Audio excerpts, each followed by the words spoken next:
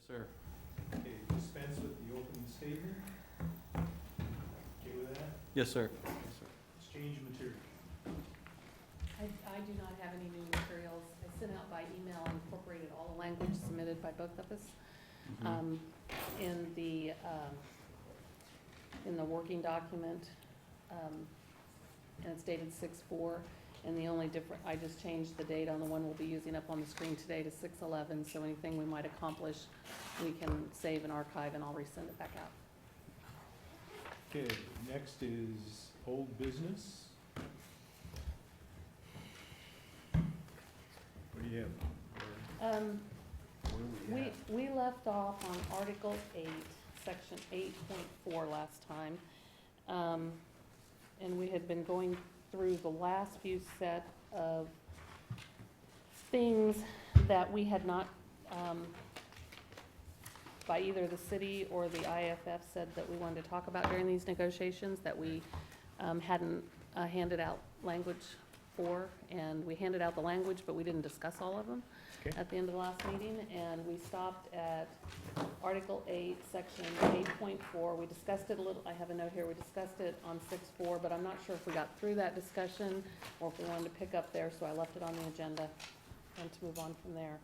And the city had proposed some new language, and we had an interest in changing the maximum skill incentive allowance to 7.5% versus the current language of 15%, for the reasons of alleviating compression and building an appropriate pay plan with appropriate distance between the positions in this MOU discussion versus the next higher pay grade, which is the captains in the fire department.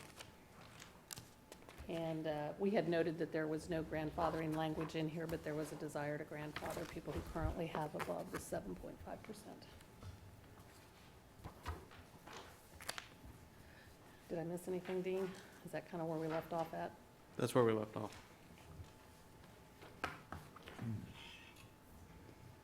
Any reaction or discussion? We discussed things at that last meeting. Is there any follow-up needed? We feel Not on our okay part. about our position? Okay, next. Okay, I think we may have, you said 8.4. On 8.4.4, there's a proposal to strike that. From the city has a proposal to strike that section. So I don't think that was addressed last time. True. I don't think we had talked about that. And I Okay. don't think we'd also, I also don't think we had talked about 8.4.2. Okay, Other than, no, we hadn't. I had, since it's in blue typeface here, either that or I've lost track of what we've presented and not presented. So 8.4.2, which is on page 19 of the grid document, we have proposed that the language change to the type or number of skill incentive positions may be increased or decreased by the chief. And again, this is something that we feel like it more or less says in 8.4.2, but there is a piece of it that refers to the union utilizing the grievance procedure should they disagree, and we feel like that is something that the chief should be able to determine. So we propose to take that piece out.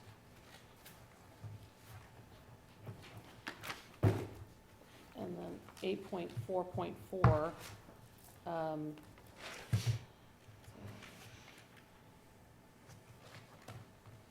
that would be a material change in how we administer the skill incentives. And with that, the city is proposing that we do strike that section, that we feel like from an internal equity standpoint with other city employees, there's a lot of employees who are asked to do job duties for a day or a week or a month, and they don't receive any additional compensation for those job duties. And so to try and bring this MOU to more of an equitable position with the rest of the organization, we're proposing to strike that section.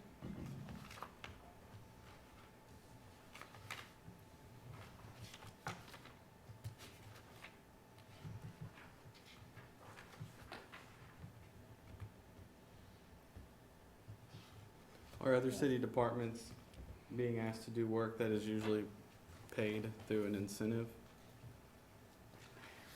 At times. without being Um, paid that there's- incentive? I have to say, most departments don't pay as many incentives as we have in this MOU. And so there's fewer opportunities to have an incentive for a specific job duty. It falls under the statement in most job descriptions that say other duties as assigned. So if I was given a job duty that I don't normally perform, that maybe my boss performs, it would be an expectation that I do that with my current pay and my current pay grade for a period of time. There would become a time where if it became what I did all the time, that may review for pay grade reclassification, and if it should be, if it is enough to move me into another pay grade.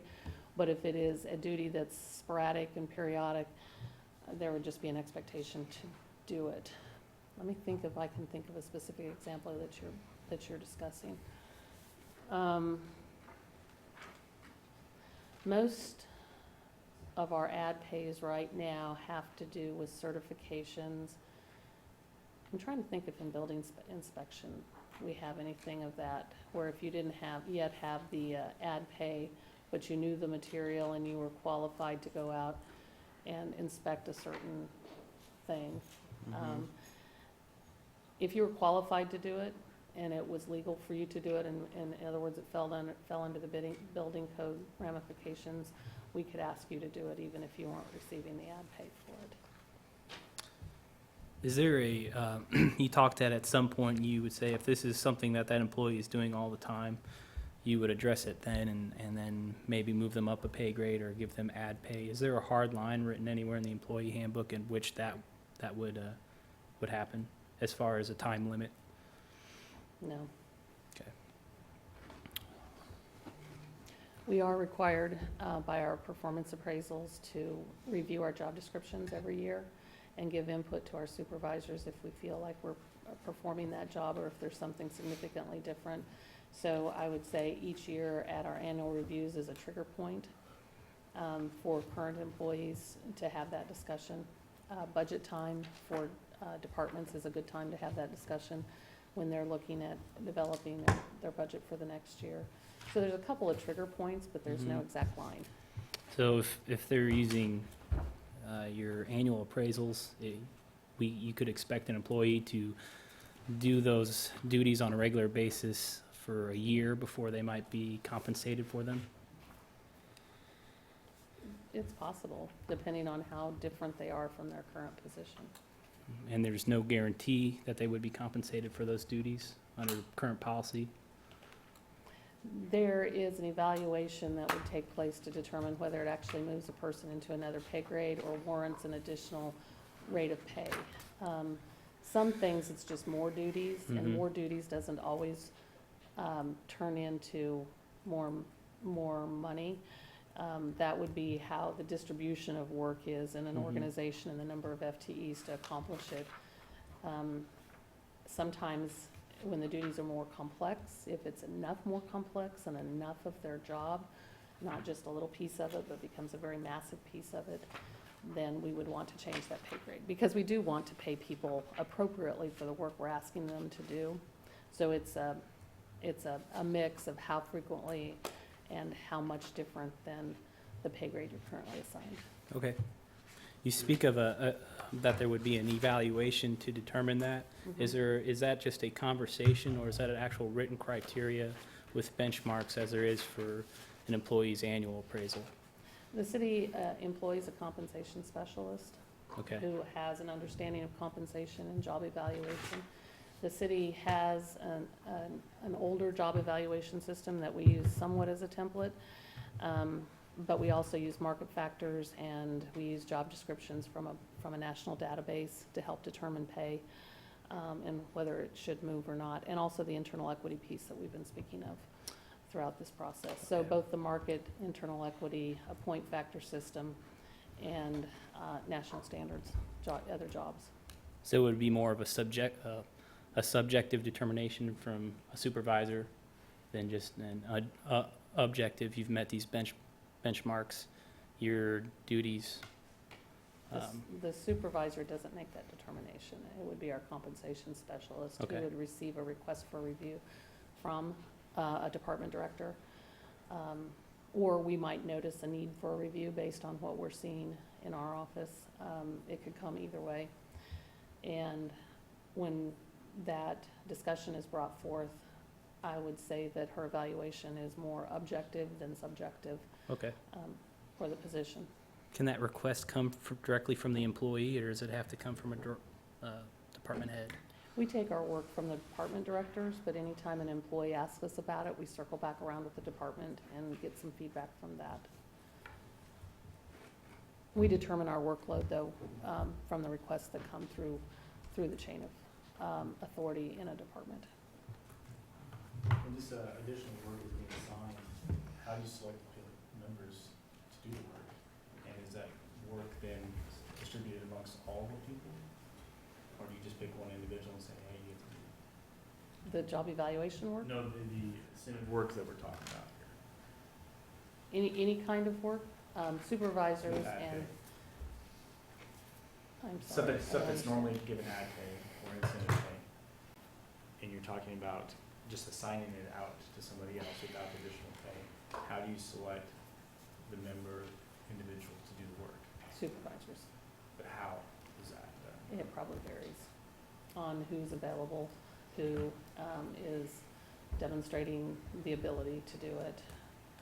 It has to be somebody that'd be qualified to have Yeah, the skill and knowledge. And so you couldn't pick somebody that doesn't have the skills or abilities to be able to do that. And so making that assignment, if you did make that assignment, obviously we'd have to pick somebody that has those knowledge, skills, and abilities, KSAs, to be able to do it.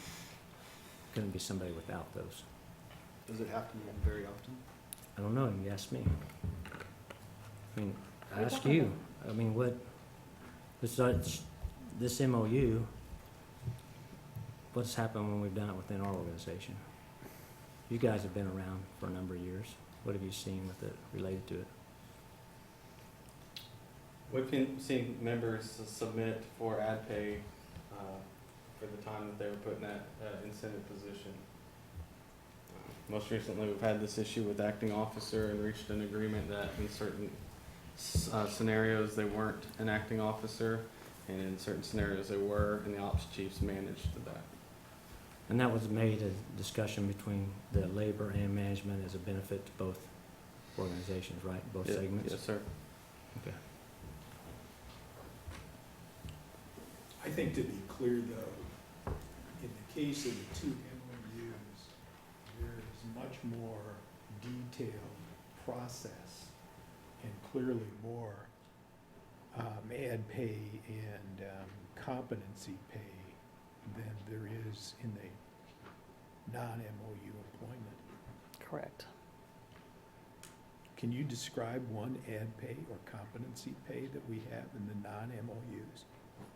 I can explain a few. I don't have the details in front of me with what the criteria is for qualifying for it, because I don't have that committed to So give memory. us an example. We offer some ad pays at certain levels, not the first time you receive a certification, but back to the building inspector example. I think we still call them building inspectors. In planning and development service, they have a professional certification for electrical, plumbing, construction, I can't name them all.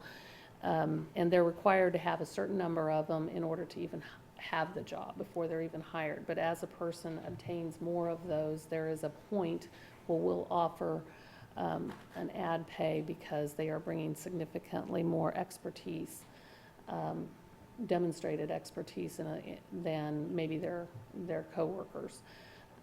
But it is not at the very first level. Their pay grade is set and designed to be able to encompass a certain amount of that level. I mean, that is what they do, so they have to have an expertise to a certain level to perform the job. We also do the same sort of thing in the mechanic 2 position. They have something called ASE certifications. You might have seen it, where you take your car to have it repaired. Mechanics can gain two mechanics might actually have the same skills, but one has demonstrated it through a testing environment and an evaluation environment and earned a certification. And at some point, we pay and add pay occasionally for those people they bring more value to the position from a volume standpoint. They have demonstrated specialized skills. We do the same thing in our utility operator for some of the KDHE water quality work. Same sort of thing. You have to have a certain amount of knowledge at it, but at some point you're bringing in a lot more knowledge, and we would offer an ad pay for those types of things. Is it an ad pay or is it a reclass to a different description? Those things are ad pays. Now, when you say a reclassification to a different description, we have a series, probably most easily seen in our engineer job classifications, where all engineers we have in the organization can function at the first level, and then as you gain some experience, you can function at the next in the next position, which is a different pay grade. It's not an ad pay, but it's a different pay grade. And then at a certain level, you test and you become what they call a professional engineer, and you can be assigned to that pay grade instead, and it's higher paying. And then we move into things like our management roles, and that also require an engineering degree to become a manager in those areas. So could you create an inventory of those so that we can show by comparison what it looks like in the non-MOUs versus the MOUs? Probably, yeah. So on these lists here, and those examples that you're giving, with the ASC, so you're suggesting that there may be a time where he would ask the employee who is not a certified ASC to do some sort of skilled incentive work without the compensation. Oh, I think it probably happens all the time. So he's not certified ASC, but you're asking him to do the work Mhm. as if he was a certified ASC? They and both, then- And then not let's, compensating for that? okay, an ASC is probably not brakes, but let's just say it's brakes. It's usually more complex than that. All of our mechanics can probably change brakes, but let's say there's an ASC certification. Well, hydraulics is one of them, I think. So I have a certification in hydraulics and you do not, but you understand hydraulics and you can work on hydraulics. You're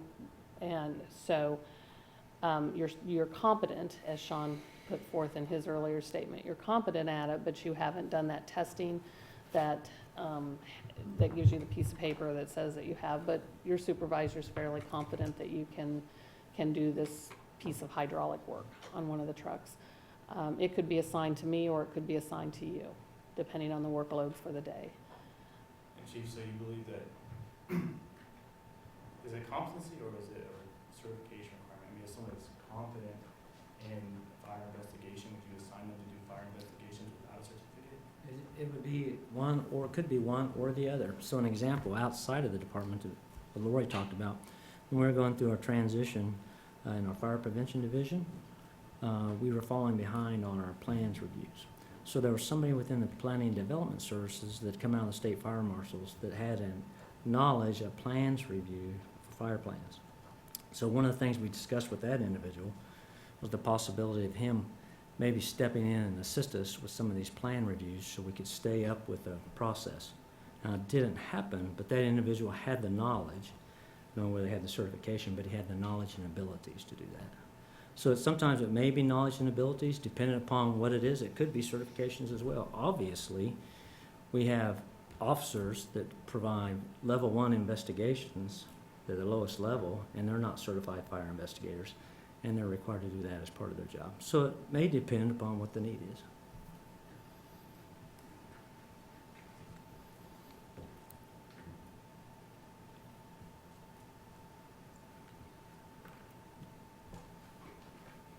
Next. The next item is, that was all in 8.4, I think.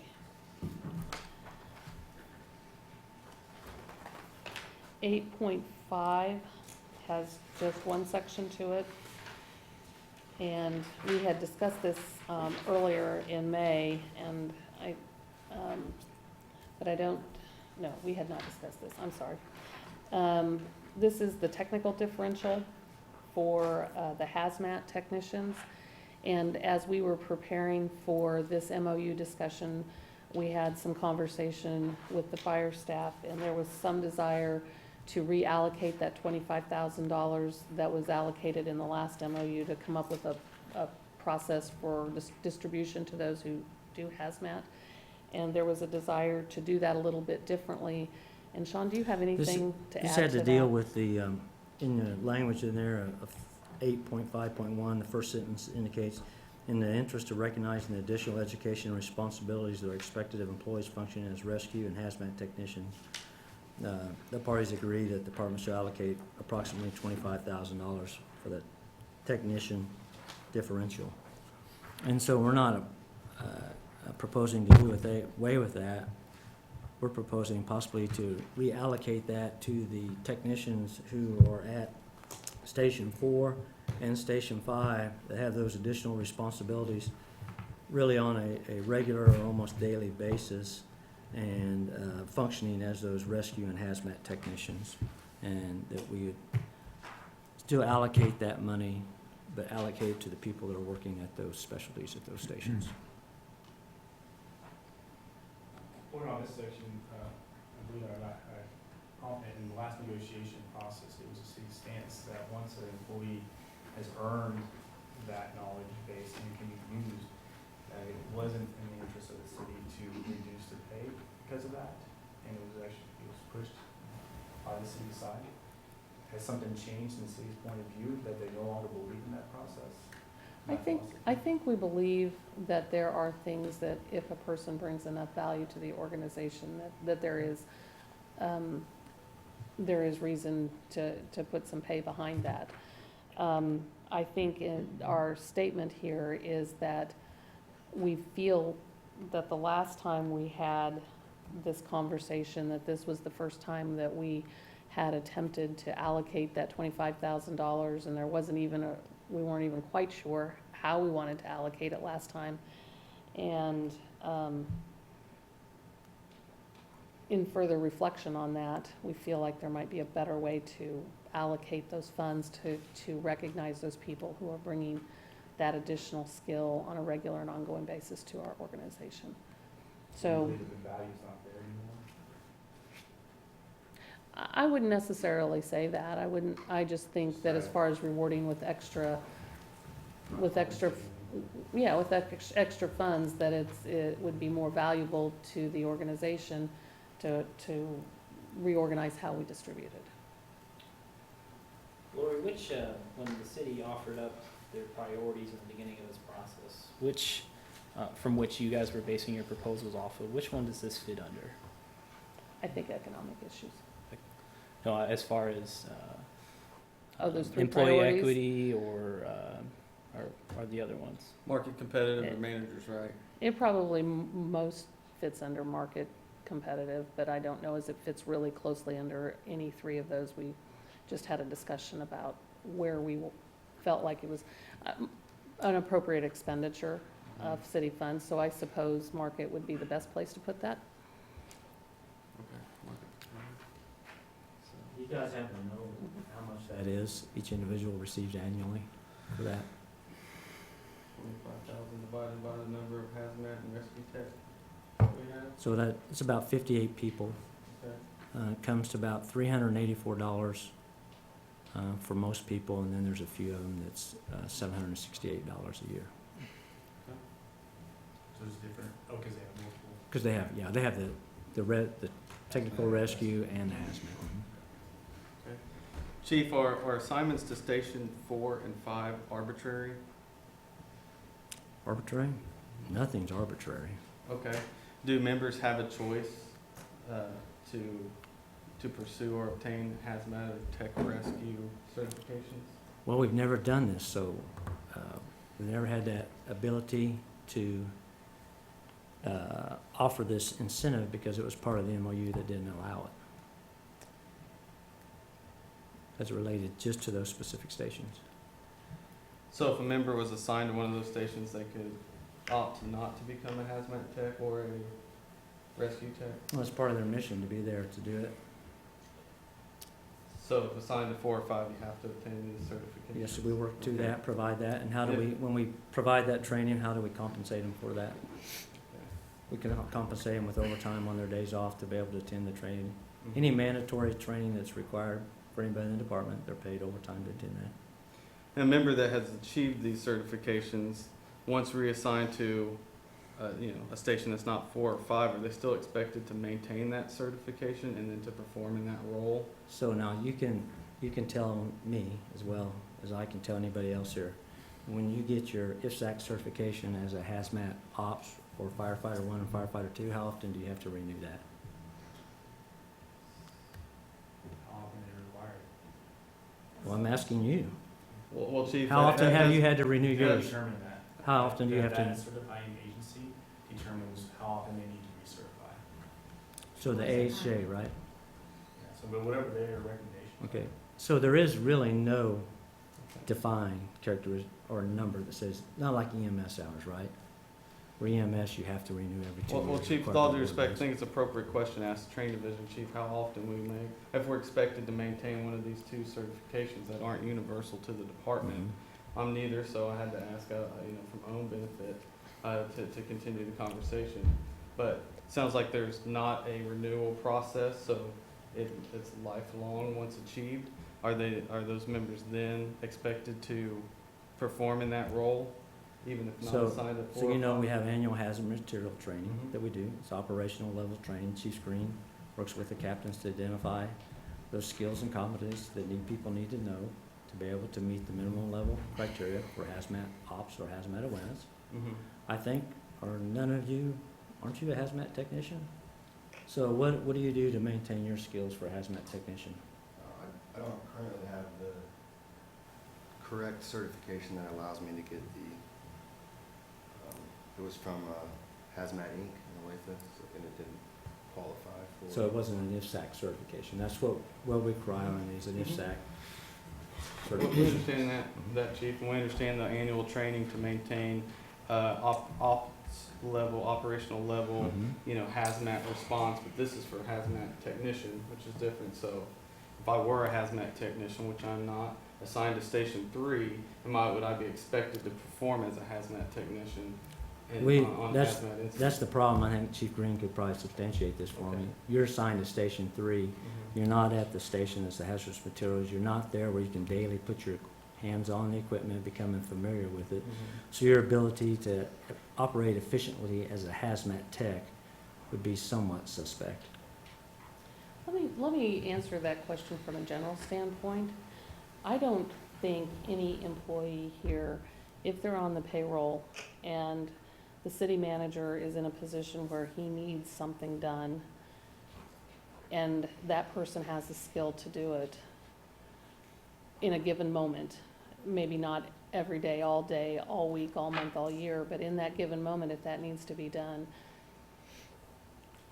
I think that person would be expected to do it if they had the knowledge to do it. So, yes, I would say that if you hold that certification, but you're in a facility that doesn't normally provide it, but we ended up in an emergent situation where we needed to call upon that skill, I think we would Mhm. expect you to perform it if you knew how to do it. And Mhm. it would be better to ask you than me, who would have no idea how to perform that job duty. But it And sounds like for the chief community. that They're Jen, not recertified, there is no testing certification, and believes that we're not at that level to perform those tests. well, it because we're no sounds like longer you may not be trained. as sharp at it as the It's other on an people. individual basis as well, where But there's no way of knowing that, because there's no annual certification. There is no certification test. Absolutely. There is no certification. You take it the one time, that's all IFSAC requires. It's a lifetime certification. The AHJ comes in and makes a determination annually what your KSAs are. And so that's why we develop those skills that we ask you to come in and relearn, go through the practical application of it. Now, I will tell you, like anybody, I think somebody that works at the hazmat station all the time is probably going to be stronger with the equipment than maybe that somebody that hasn't worked there 5 years and still receiving differential pay. because they haven't had their opportunity to put their hands on the equipment as often as the others. And I think that's pretty common. That means you may still have the knowledge and skills, but you may not be as strong as somebody that's working there. Right. So Chief, as we ask questions, is to just understand the proposal and to be able to develop a point of view. So, at least for me, what I'm gathering is that a person with a hazmat or rescue tech certification that is no longer assigned to 4s or 5s would be expected to perform in those roles if needed, but won't receive the incentive because they're not going to be as good at it. I'm not saying they wouldn't be as good at it. Don't try to put words in. Really what it is that strengths may not be as much. And so it would be like you as a paramedic, if you didn't do intubations for 5 years and then we ask you to come back and do an intubation, would you be stronger if you did intubations all along on those 5 years, or would you be stronger if you hadn't done one in 5 years? Does that mean you I can't totally do one understand in that 5 years? Analogy, Chief. I definitely would be weaker at performing an intubation if I had, if there was a 5-year lapse between the two, but would still be expected to do it and be paid as a paramedic for those 5 years. So you object to directing the funds to the people in your organization that are regularly called upon to perform the service for which that incentive pay was designed? Tony, I would argue that every operations member is regularly called upon to function in a lot of these roles. Well, I may heard- respond to a hazmat or water rescue on engine 1 just as regularly as I do on engine 4. As a technician, though, you're not required to operate at the technician levels at Station 1? I'm often asked, maybe not specifically some of the technician stuff because I am not personally a technician. However, if I was and I responded to a hazmat on engine 1 as a technician, I would be asked to perform those technician duties. Well, that's fine. So, I don't think we've objected to anything, we're just asking questions. So okay. that's good information to know where everybody Well, stands. Ms. Wheeler said, you said it sounds We like an appreciate it. objection. You were asking me if I support everyone that has a hazmat or rescue tech certification getting paid rather than just those members at 4s and 5s. And the answer is yes. I'm confident that's the membership's point of view, which is what I'm here to represent. They ratified this contract with those provisions. If they feel differently about it when this is is presented to them, then they will object and state they won't ratify it if that stands. Do you know if this provision's ever been discussed with the membership? Well, 100% yes, Chief. Okay, thank you. Well, that's our thoughts, is that the city believes that $25,000 might be more meaningful and better allocated to that group of people, and that's our proposal in this case. And I understand that your membership may feel differently, and I guess that's what our conversations are about. Lori, we appreciate that. In the event of a dedicated resource, a permanent assignment to a rescue or hazmat company, that would make sense.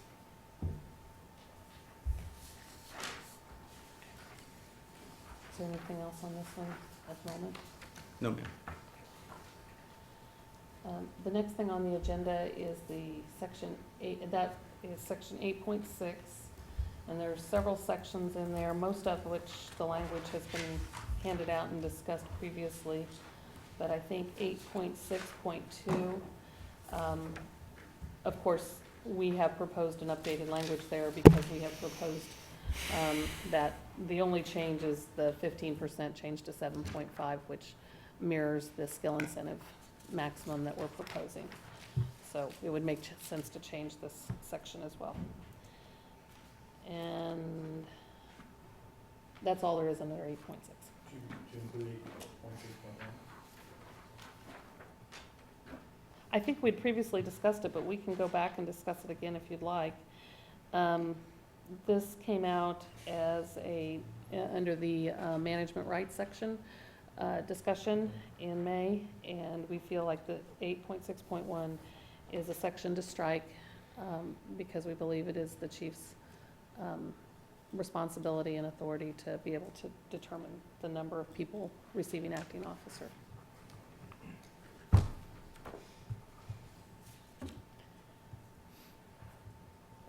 Eight point seven, the language has all been presented previously and discussed previously. I'm happy to go back if there's more additional questions on callback or overtime, but this is all stuff that we have previously discussed, and unless you have questions, or an alternative for us to consider. Yes, ma'am, we recall requesting information regarding what specifically causes overtime. We had asked about which of those three categories this fell under, and city manager stated it's, you know, it's budgets to reduce cost, and we had asked, you know, what causes all of that overtime, because that's work being done, that's being paid for. So changing the calculation would reduce how much people are paid for the overtime, but the overtime still exists. And so if there's some other big issue that could be identified that would reduce that overtime, it would achieve the same goal without reducing the overtime rate. Okay, I apologize, I don't have anything else on my work list. If there's something that we should have been providing or had committed to, we may have to discuss that again. Okay. As far as the desire to change overtime, it is an internal equity item. It is something that we feel like overtime is paid under different sets of parameters in the other departments, all meeting the FLSA requirements, of course, but paid under fewer parameters, and there is a desire and a goal to reduce overtime for the department and the budget. Laura, you speak to internal equity. However, the city handbook and the LPOA's agreement have different rules. So so where does the desire for internal equity come there? Because who are we being equitable to? I understand that we're trying to move closer to the city handbook, but there's already different equity out there. The city would like to come closer to the employee handbook, to the FLSA regulations, and we proposed the same thing with the LPOA during our negotiations with them. We would like to bring all of our overtime closer to the FLSA requirements than it currently is. However, there are unique circumstances in the MOUs that still need to be considered, and I think there's a number of provisions that remain in the MOUs that do provide distinct application of the unique character of fire and police service. We aren't gonna be entirely equitable on all categories of the agreement that exist. But to the extent where things are comparable or could be comparable, we'd like to move in that direction.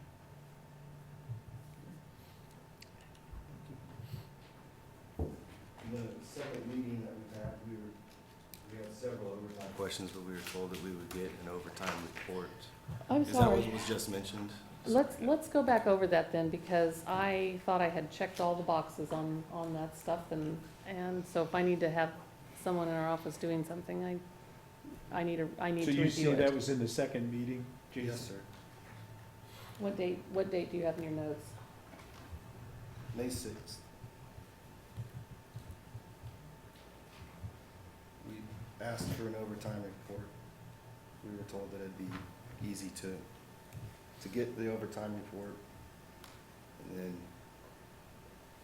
when we got it, we would have a better idea of what questions we needed to ask to clarify and to go over this particular section. So what did you think the overtime report was gonna include, Jason, to get to that information? Well, I'd have to look at it first. But what were you asking for? I believe we were asking for what specific causes of the overtime. Now, my notes on the 6th that have my name written all over them, highlighted in my notes, has it, as we were discussing, 9.7 wellness. And my note says other time off for wellness visits, doctor's visits. These are notes, so they're all cryptic. IFF not used, but don't schedule restrictions. And then I have a note that I provided, that I did it, because I crossed it off. So I think we were talking about, that's other time off. Yeah, that's not even overtime.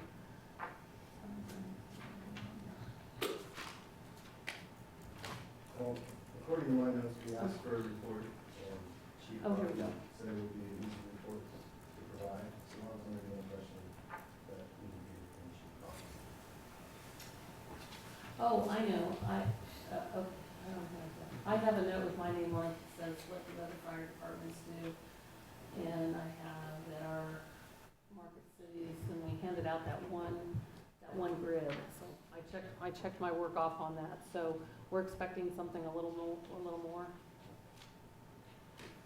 Well, there's a meeting where we use the safety officer position that is exclusively staffed with overtime as an example of something that contributes heavily to the overtime budget. We weren't in any way advocating against that position, just using an example. So that made jog your memory a bit. We were thinking about other things like that that could create significant amounts of overtime. Okay, so overtime, I clearly didn't have anything in my notes for us to present. So if we want to put something together and have a serious discussion on overtime, I'm very happy to go back and make some more notes and see what we can provide that might make it a worthwhile discussion. So your statement is, tell me Well, again. Lori, if the city wants to move forward with the proposal to change overtime calculation, we would appreciate a review of what exactly contributes to the overtime, because it may be resolved through means other than changing a calculation. Such You mean as- by category, right? Yes, sir. So if I believe we could audit executive time, we code, when we're at work, we code it whether or not it's overtime, and if it is overtime, what that overtime is for. What the purpose is. Yes, sir. Yeah. And so we should be able to see that 25% of the overtime budget goes to, covering for someone's class, a certification, 25% goes, I'm just throwing things out. Okay, This is by right. no means accurate. Understood. 25% goes to this and 25% goes to that. And then maybe the conversation starts there before it moves to a calculation So- change. So you're proposing that if we know and have a better understanding of where we're spending money on overtime, what kind of work is being done to get that we might be able to eliminate that work or eliminate the provision that category be paid Or overtime? manage it differently is, I think, what they're suggesting is that, you look at it and you determine if there's opportunities to handle it in a different way to reduce the overtime cost. Whether that's possible or not, you don't know until you see how it's divvied out. Is that what you're asking? Yes, sir. Yes, Okay. sir. We're sensitive to budget. We understand how Okay. that impacts the entire organization. Mhm. Just simply changing a calculation to pay less, ultimately, that does reduce how much was That'll paid. work. But the work was still needed and Right. done. And Okay. so, Okay, so what kinds of things do we have in executive time, do you think that we can produce? I think I would go back with Rachel. I believe she produces a report very similar to this, possibly already. So let me go back and visit with her. Okay, If I stated I have to get it earlier, I'd forgotten. So Thanks. I'll get with her.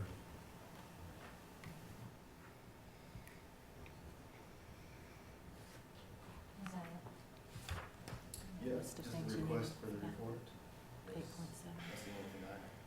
So we're scheduling a meeting again next week? Next Tuesday?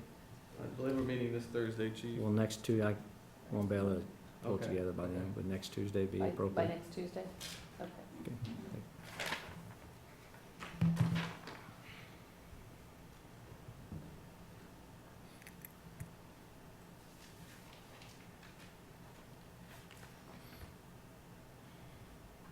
Okay, I'm sorry about that, if we missed something. So shall we wait and put that back on the agenda for the 18th then, this section? Yes, ma'am. We'd appreciate it. Okay.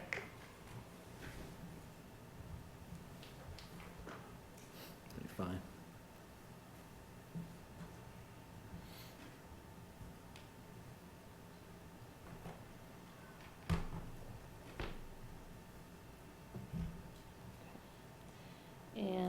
The next section.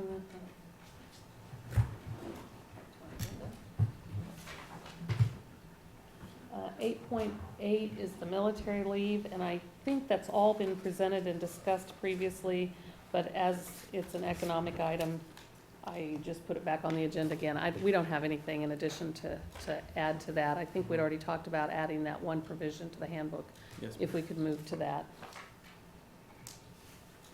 And, Section 8.9, the AEMT certificate. And I don't have this in blue-faced type, so, Because it says you presented it on April 29th. yeah, so, this language has been in front of us for a while. It's mostly cleanup language, because last time we were rolling into the AEMT certification and needed a methodology for that, and now we're done with it. We don't see it as anything more than cleanup for that.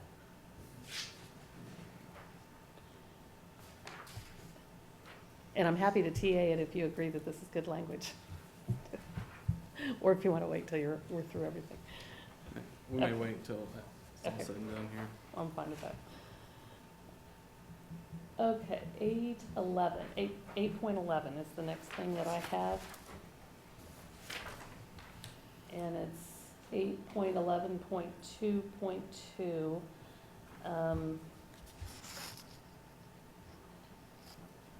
I think the city would just like to strike this section. It says an employee who retires shall be eligible to receive group health insurance at the employee's expense until age 65. The employee must request coverage in writing at least 30 days prior to the retirement date, KSA 12.50 or 125040.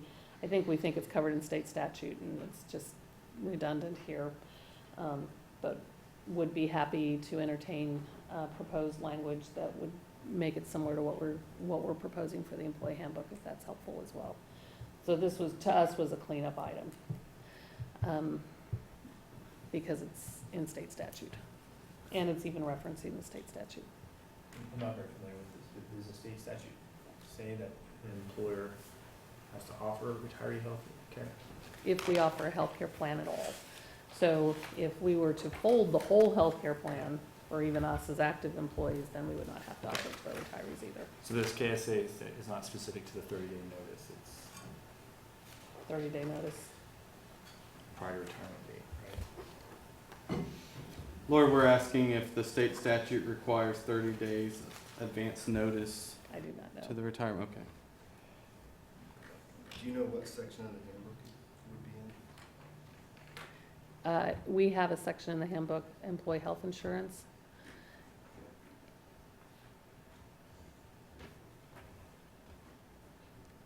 I'm not even sure it's covered into that. We have also a section on retiree health insurance. I'm not even sure what's in the handbook on that either. I'd have to look it up. It's not one we have to reference very often because it's in state statute. Do you require people to give 30 days notice now? No. And if you don't give 30 days notice, what happens? As long as it's not retroactive, we do it. In other words, if I came in today and said that I was retiring next Friday, and my employee health coverage would then be ending on the last day of June, I could elect to take July 1st as a retiree, under the same parameters as someone who told me 6 months ago. Even though you didn't do 30 days in advance, you still, Right. As long as it's not, health insurance doesn't lend itself kindly to retroactive events, because you can pick up coverage after you've already had a health event.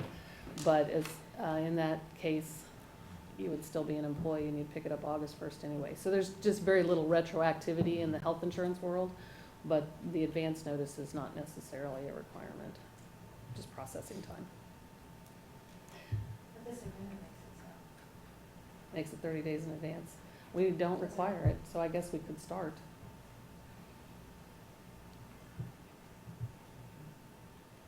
Because right now I would not. Mhm.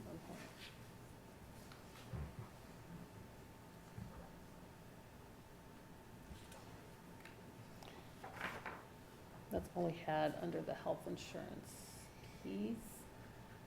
And that's it for Article 8 on compensation. Did I miss anything?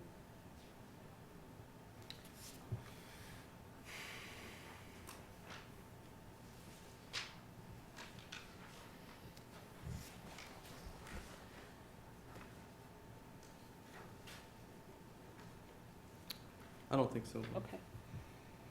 Article 9 had some economic items in it as well. Section 9.4.2 was an item that the IAFF had indicated that you had an interest in discussing that we have not yet discussed.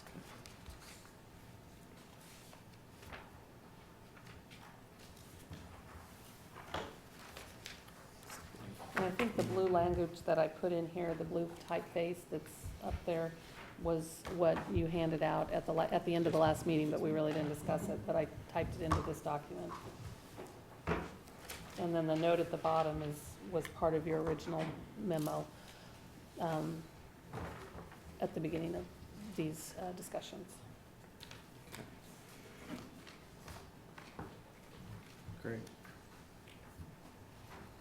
So Article 9, Terms and Conditions of Employment, Section 9.4 of sick leave. Our current language states employees shall accumulate sick leave up to 1,464 hours, or 1,040 hours for 40-hour week schedule. Our proposed language is that employees shall accumulate sick leave with no maximum cap. I believe this is in line with comparable cities.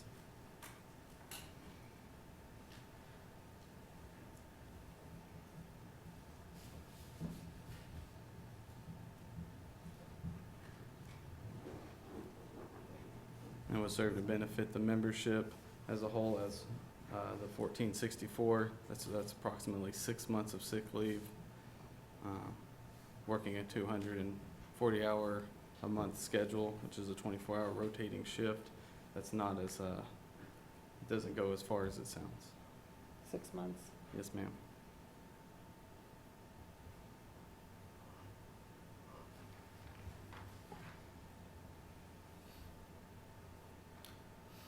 So do you know how many people currently struggle with having hit the max in your membership? Struggle to hit the max? Or have hit the max and don't appreciate hitting the max? Would earn more hours, I guess, into their balance? No, ma'am, I don't know specifically who is losing hours each pay period due to being maxed out. Okay. So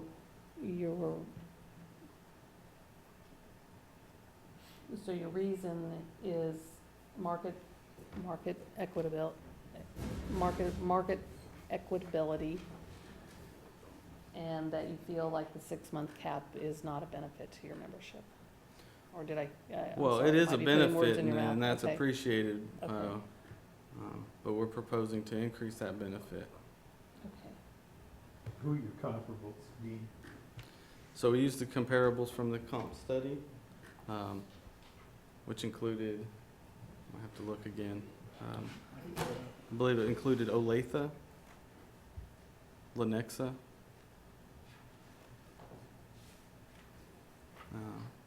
was Kansas City, Overland Park. District 2 and KCK. District 2, you said? Yes, consolidated district. Johnson. Olathe, Lenexa, Overland Park, District 2, KCK. Shawnee, did you do Shawnee? That's not in In list this that you group? have, Okay. or that is provided in the study. Are you looking at a survey that you did, Jason? This is the compensation study provided by the McGrath Human Resources Group. Okay. Topeka? Now, do those entities also allow people to cash that out upon termination of employment at the rate that the city does, which is 25%? They have varying rates, very different. Do you have what the rates are? Not right there right now. That wasn't in the study. No. That is not mentioned in the study, no.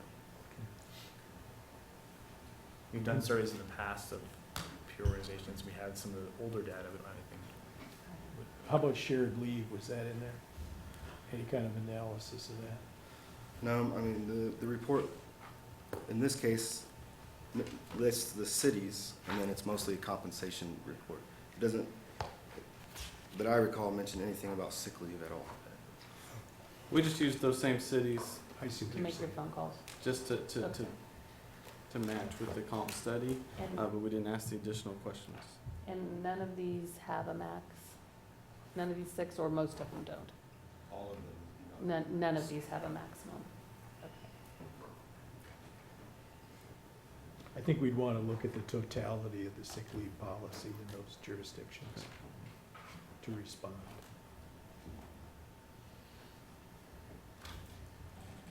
What kind of questions would you want? Well, do they have shared leave?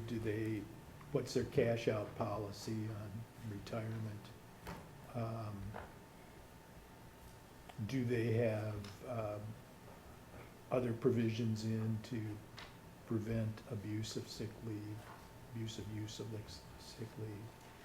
If they have written guidelines as to the use of sick leave and how those are administered.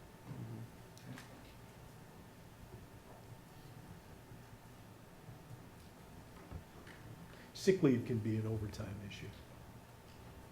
We want people to use sick leave when they're sick. Mm-hmm. But I think it's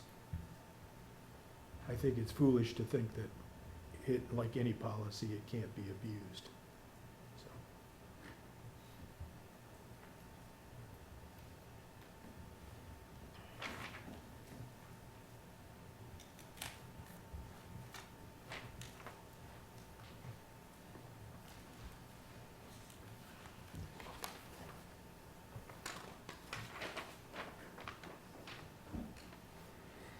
next.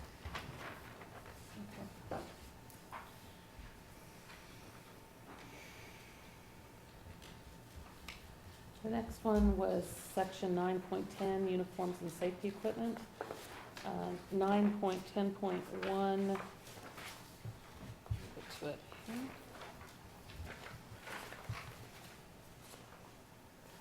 9.10.1, the city had previously handed out some proposed contract language regarding uniforms and safety equipment, which we had previously discussed, and I don't have anything in additional unless you want to discuss it further. And then I think we had also presented something for 9.10.2, but you had indicated that you wanted to discuss that during these, but we have not discussed your thoughts yet.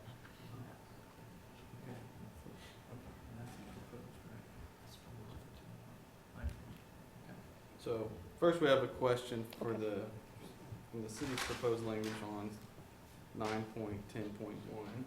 Okay. The last sentence states, uniforms shall be provided subject to IRS regulations. Mhm. Does that mean there's an additional tax for uniforms that we're currently being provided each year? We believe, I believe, from what I know about your uniforms currently, I think they all meet the current IRS regulations. But I know we struggle with that as an organization, not just with the IAFF, but with all of our uniforms, to make sure that if the city is providing it, that they're meeting the requirements of taxable income. It's not that the city can't provide it, the IRS does not restrict that at all, but there are certain cases in which the IRS views that as income and a taxable item to our employees, and we're required to report it as such, and you're required to pay taxes on it as such. Me too, if I were to receive something. So we just wanted to put language in the MOU that everyone recognizes that certain items may be taxable income to the members that receive them. And that's not something that we choose, that's something that we are obligated to administer per IRS regulations. And it may change in the future, it might change tomorrow.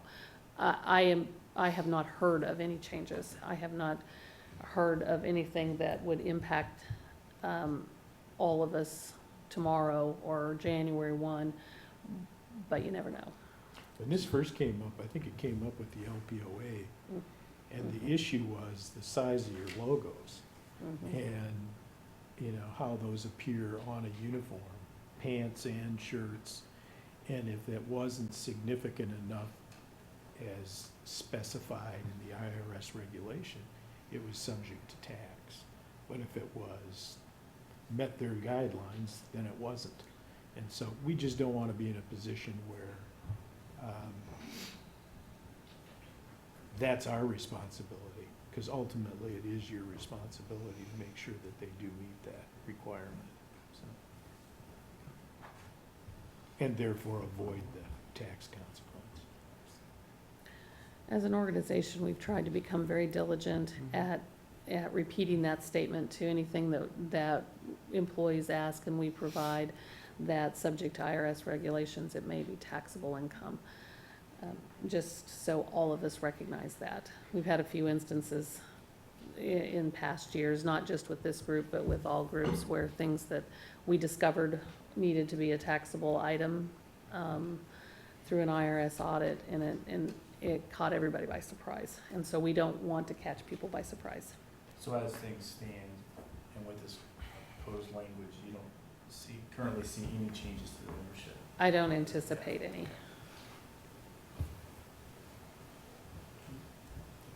The thing is, if there is a regulation, we should be checking it, probably both sides of the agreement should check it, because there's usually some conversation that can take place so that you can avoid it.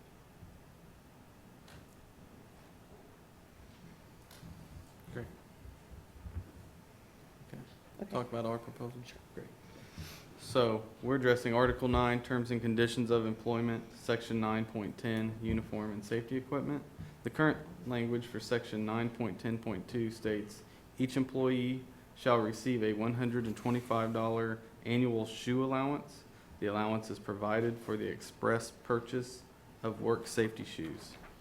Our proposed language is that each employee shall receive a $500 annual shoe/provisional accessories allowance. The allowance is provided for the express purchase of work safety shoes and other provisional items necessary for work-related environments.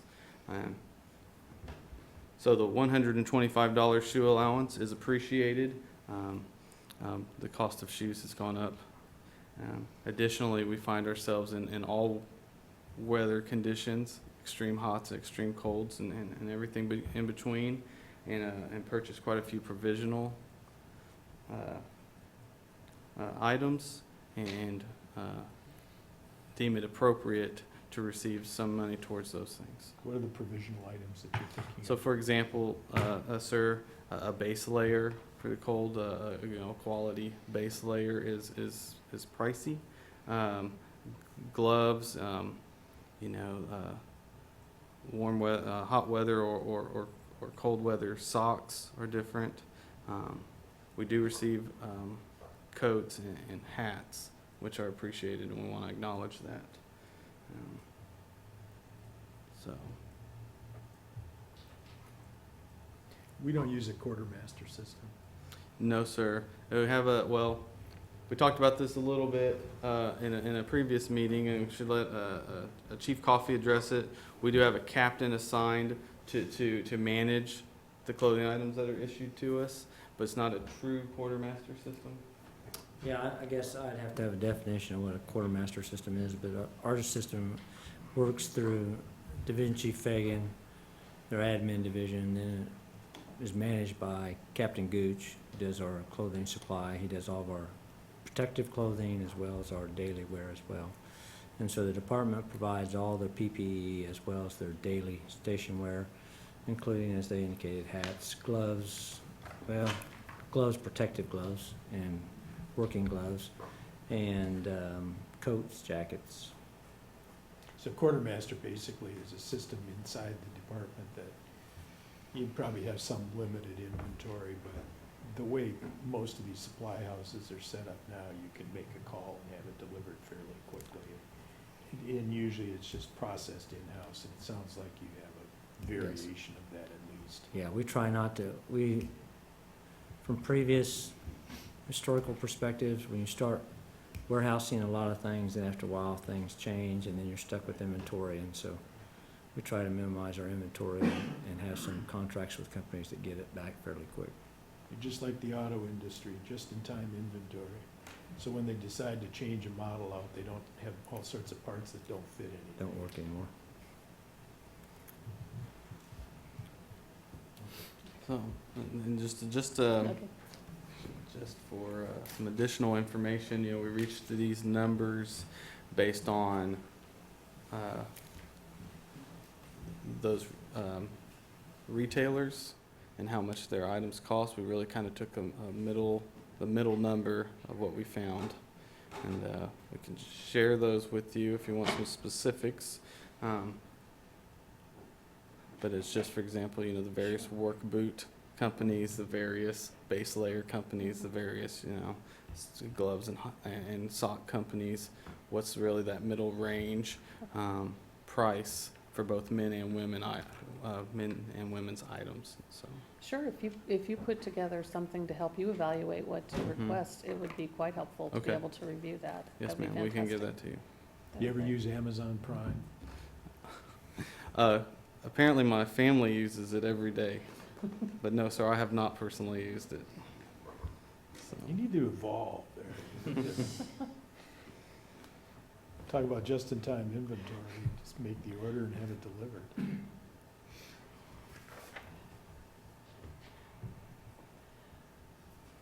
Okay. Is Talk that- to your kids, Dean. Oh, well, we'll put them to work. I'm kind of with you on that, Dean. The packages just arrive at my front door. 9 is that all on 9.10? Yes, ma'am. Okay. 9.19 was also something that you wanted to discuss with us.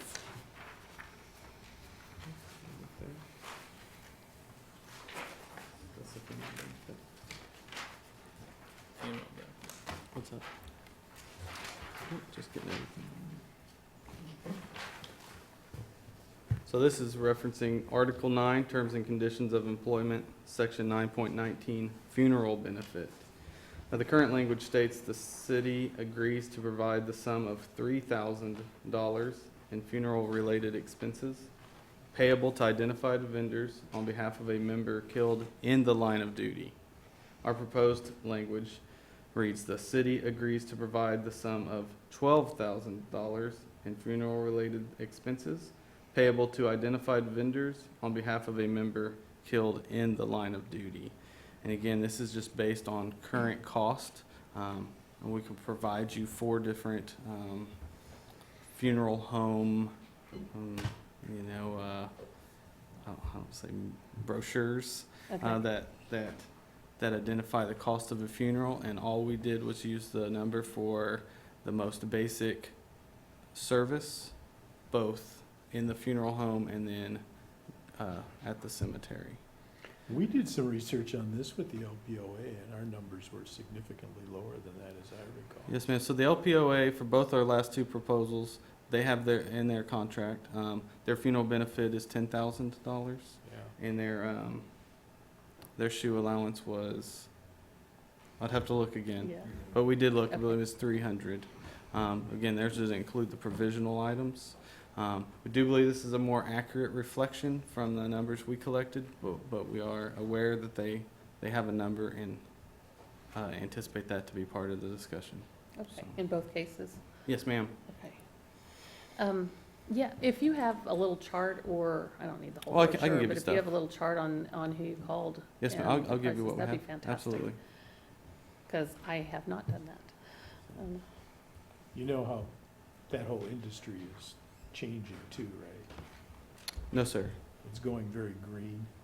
Very green. Yes, sir. So we can buy things that decompose. Yes. And other approaches. Mm-hmm.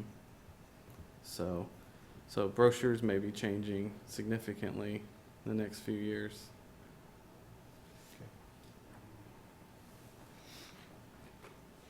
So would it be fair to say that while your proposal is slightly different than the LPOA, that you're looking for some internal equity there as well, Yes, ma'am. on both of these provisions? Yes, ma'am.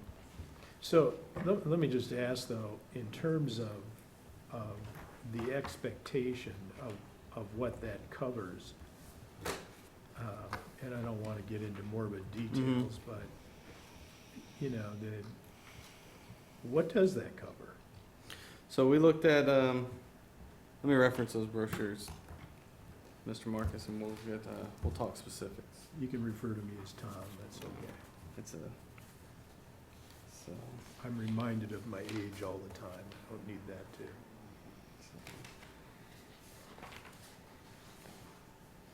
okay.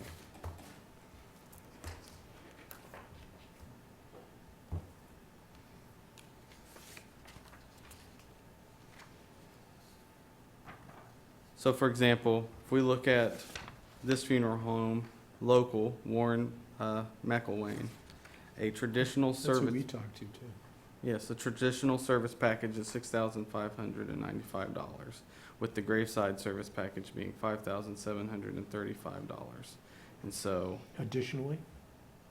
that was our understanding of this. Hmm. Now, if we've misinterpreted, we can get that and we can adjust numbers accordingly. Hmm. So when you put those two basic packages together, you get a number that's almost $12,000, so. And then, of course, it lists what comes in those packages. Yeah. And You don't need to go through that's fair. But the things that you know, families may deem appropriate for their loved one, we respect and are definitely sensitive to. However, this is just about, you know, a fair just package that would be applicable to everybody. It's a starting point, and anything additional could be something. I mean, it would just be different for everybody, so it should just be left off the table. Got it. So, That's what I was really hoping that I'd hear. okay. What And I- that's really what we did with each of these, with the information from each of the funeral homes. That's fine. Thanks.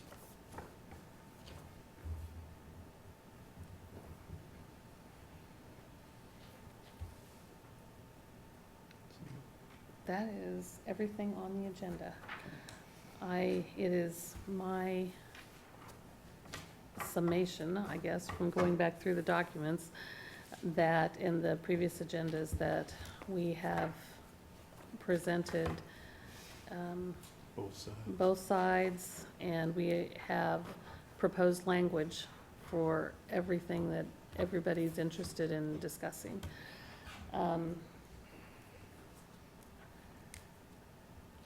I placed everything that I have received so far, unless it was an oversight on my part, into the grid that we have on the overhead. And so I guess I would ask now how we want to proceed. Okay. There's several things that obviously we have not come to agreement on. There's probably a lot of things in here that there's not any changes proposed by either party, that maybe we could consider moving through those. My goal, and I'd be interested in hearing what your goal is moving forward, my goal is to start moving as many things into that far right-hand side in whatever order will work for us, to see if we can come to an agreement by the end of the month with all of these items. Okay. Well, we would need to caucus first before responding with what our thoughts on moving forward. But does the city know what you want to do? Yes. Everything that we want to do is in that third column, or if not I mean, if listed we in the want to third column, it's in start. the first column. you Oh, know where we want to go next? Where to start? Yes, ma'am. I'm What sorry. the next step is. I think a very easy step would be to go through the things where there's no changes proposed Okay. by either party, and do what we call a TA, a tentative agreement, Mhm. and move that language over to the right-hand column and call that a done deal, unless, It's a tentative. Tentative. Mhm. unless Mhm. there's something that comes up that would alter that by either party. Okay. But the more things we can move over into the right-hand column, it's very easy to cut and paste that right-hand column into a Word document for an agreement, and that, I would love to see that, and moving forward. I think our perspective, Dean, is that we should get rid of all the low-hanging fruit and Mhm. just move it over and be done with it. And again, it's a TA, meaning you have to reach total agreement, or you can revert to all of those things if you Okay. choose to. But I think we need to refine where we're in disagreement. And to me, where you're in disagreement is where you start really bartering back and forth as to, I can live with this, you can live with this. Mhm. And we get it down to what few remaining items are the tough ones. And, you know, I think we have to do that. Otherwise, it's unfruitful to continue forward. Mhm. So, you know, that's as simple as we see it. Obviously, it's a lot more complicated when you get into the actual discussions, but if you could knock out the stuff we don't have to think about, because it's obviously, there's no dispute on it. And we've, you know, we've acceded to some things already that I thought we had, you know, some nod of, yeah, that's good, and we could deal with that, but you wanted to hold until the end, so. Okay. Well, we're requesting a caucus, and we can share our thoughts. Want to get back together about 5 after 3, or do you need more? That's about That's 20 okay. minutes. 20 minutes? I was just gonna ask, Chief Payne, if you add any text. Yes, I would like on.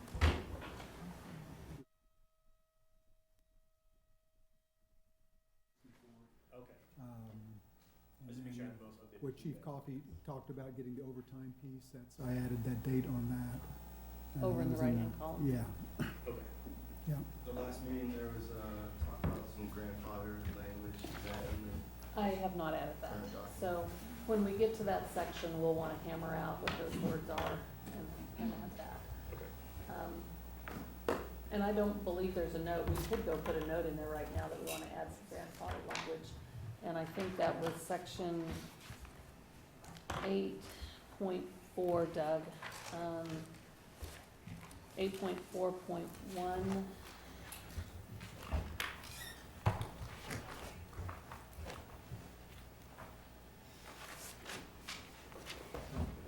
Eight point four point one, if you wanna, in the right-hand column, just make a note that, both parties would like to grandfather current recipients of those with more than 7.5%. But we have no agreement on whether I'm sorry, did you say Oh. grandfather? grandfather any employee who currently receives between the agreed upon amount, whatever that is, and the current 15%.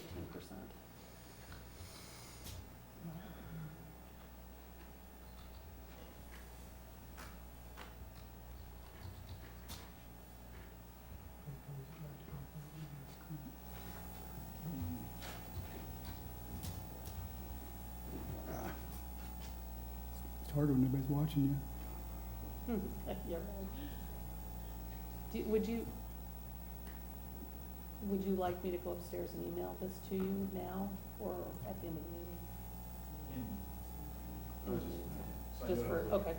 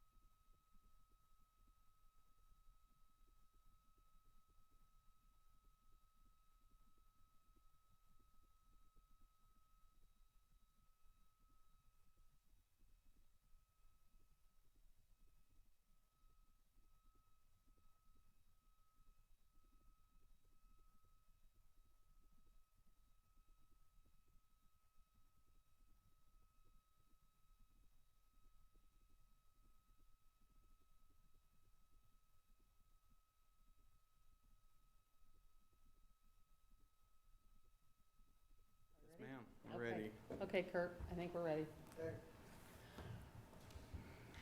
Well, we appreciate the caucus. So, throughout this process, after the proposals, during each meeting, we review them and try to really understand and we note questions, trying to develop our position. Now that we've heard them all, it's able to go back and look at them again, but with a more universal, approach. And so that's really what we're requesting to do before moving forward. We could do that in several different ways. We could set next meeting, the next agenda now, and we could just go downstairs and start getting to work, or we could caucus for 45 minutes. We could get a good start on this and then come back and set the agenda. What does the city would work well? What would work well for the city? Well, do you And we have some understand that there's still Okay. some things that are going to come in to this, but like what we Okay. talked about today, maybe a few other things that were noted, but we could get a good start on it if.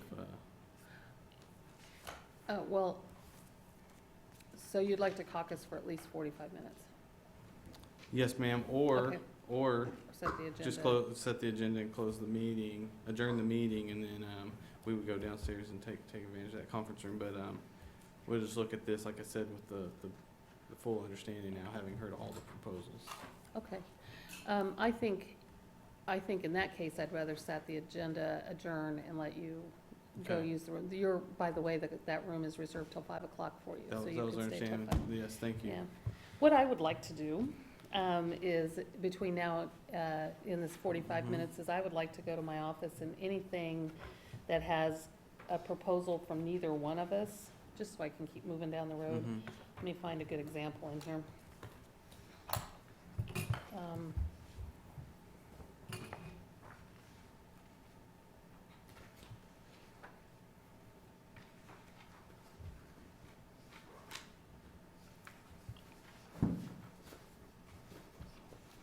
Of course, I can't find one when I want one. You look at them with both of Oh, them. for instance, 8.9.2. Mhm. There's no changes proposed by anybody.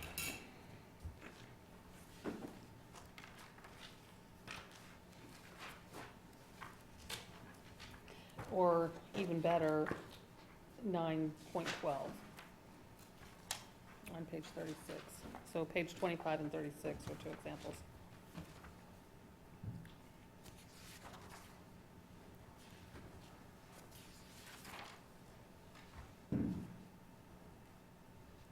Oh, probably depends on which version you have printed out, doesn't it? That's okay. No, I okay, found that the 9.12 would be extra board. yeah. So, Okay. and there's nothing in the two middle columns. I'd like to Mhm. just take that language and move it over to the right-hand side so I can start building a agreement with the things that are clearly not changing. I would like to do that in this 45 minutes so that I can have that little piece out of the way. Mhm. No changes, so that we know which sections are left open on the right-hand side as we move through. Would that be all right with you? Any objections, Sharon? That's okay with us. Would that be all right? Yes, ma'am. And then I might do the same thing, if it's okay with you. Let's go back to section 8.9.2, where the city, that's an economic thing, and we had marked no change, and you had said, I'm sorry, what did you say? 8.9.2. And there was no change by the IAFF, and I had actually just typed in no change.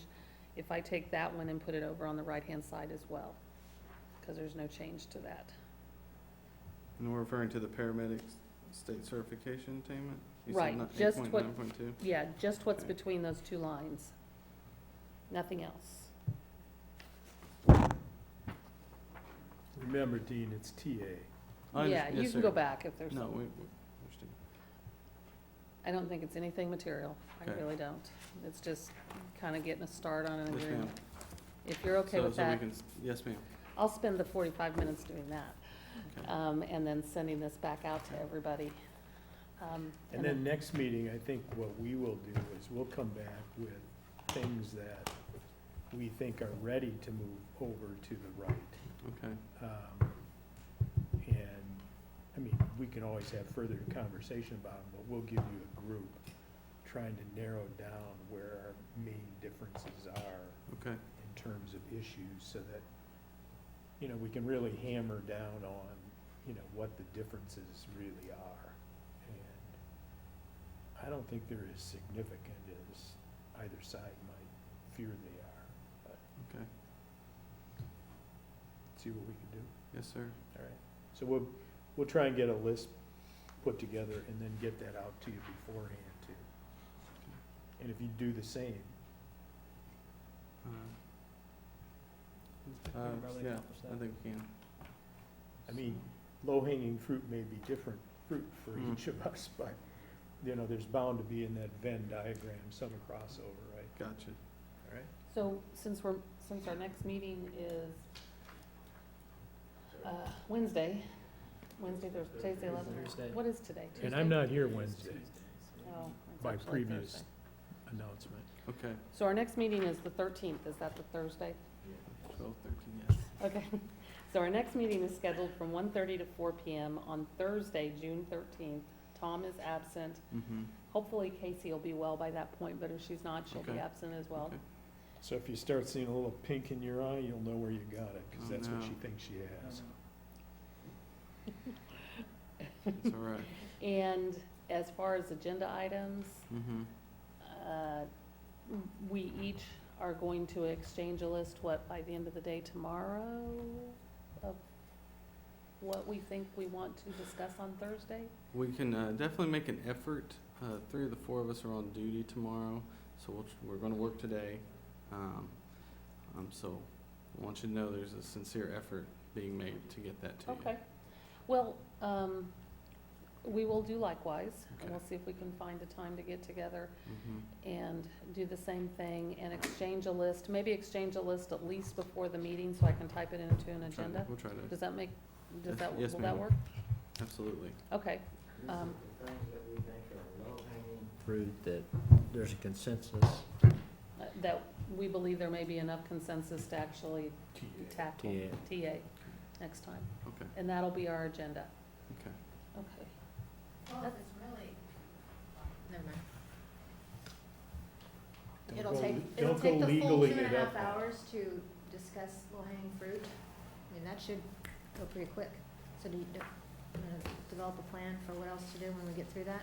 Okay, so can you, I am agreeable to also submitting, when you submit that low-hanging fruit, proposal for where we go from there, and what might be next after low-hanging fruit. Does that Yeah. sound good? Okay, And that might be different, but when we get to the meeting, we can decide which way we wanna go. If we've got 2 forks, Mhm. a fork in the road, and we can decide which one to go down. Does that sound good? And that'll be Yes. productive then on Thursday for us. great. If I can remember that it's Thursday. Does that sound reasonable? Very Okay, well, don't expect an agenda ahead of time then. Okay. But when I get both of our lists, I'll send it out. Thank you. Okay? Thank you. Sure.